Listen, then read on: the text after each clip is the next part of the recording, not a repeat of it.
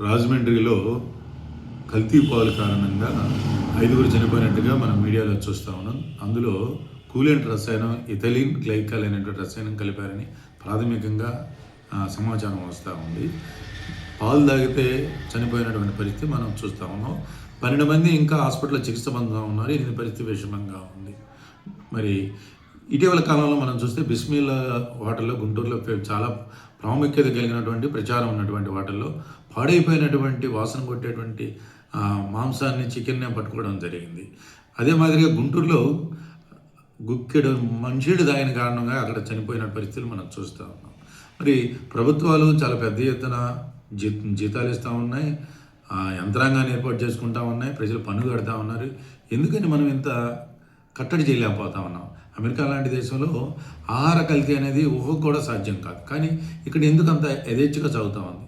మనకు బోల్డ్ అంత శాస్త్ర సాంకేతిక పరిజ్ఞానం అందుబాటులోకి వచ్చింది, చదువు పెరిగిపోయింది. కానీ మనం ఎవరికి వాళ్ళు జరిగినటువంటి వాళ్ళు, నష్టపోయినటువంటి వాళ్ళు, ప్రాణాలు కోల్పోయిన కుటుంబాలు గుండెల విషయాల ఏడుస్తూ ఉన్నారు.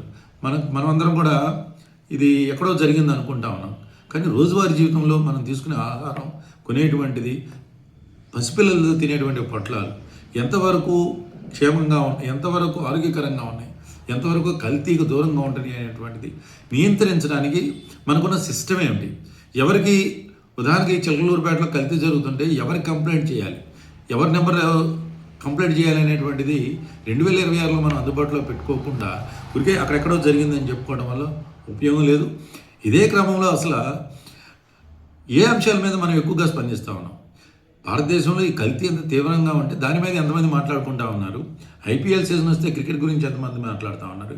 బిగ్ బాస్ గురించి, బిగ్ బాస్లో కంటెస్టుల గురించి ఎంతమంది రోడ్లు ఎక్కుతూ ఉన్నారు?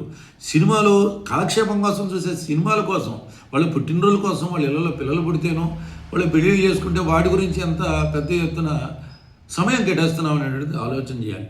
ఇది మన కుటుంబాల దాకా రాకముందే మనం కూడా స్పందించాలి. పసిపిల్లలు తాగే గుక్కెడు పాలు వల్ల ప్రాణాలు కోల్పోతూ ఉంటే ఏమిటి మన పరిపాలనకి, మనం వేసిన ఓటుకి, మనం కట్టే పన్నుకి అర్థం ఏమిటి? కాబట్టి ప్రతి నియోజకవర్గంలో, ప్రతి మున్సిపాలిటీలో నిరంతరాయంగా దీన్ని చెకింగ్ చేయాలి. ఏదో టార్గెట్స్ ఉన్నప్పుడు పలానా హోటల్లో లేకపోతే ఇంకొక దాని మీద మేము ఏదో పట్టుకున్నాం అంటాం కాదు. నిరంతరం దొరుకుతున్నాయి కదా, ఎక్కడ దొరకపోతే ఆ అంశం దొరుకుతున్నప్పుడు నిరంతరం పర్యవేక్షణ చేయాలి. ప్రజల ప్రాణాలు కనీసం కాపాడేటటువంటి ప్రయత్నాలు ప్రభుత్వాలు చేయాలి.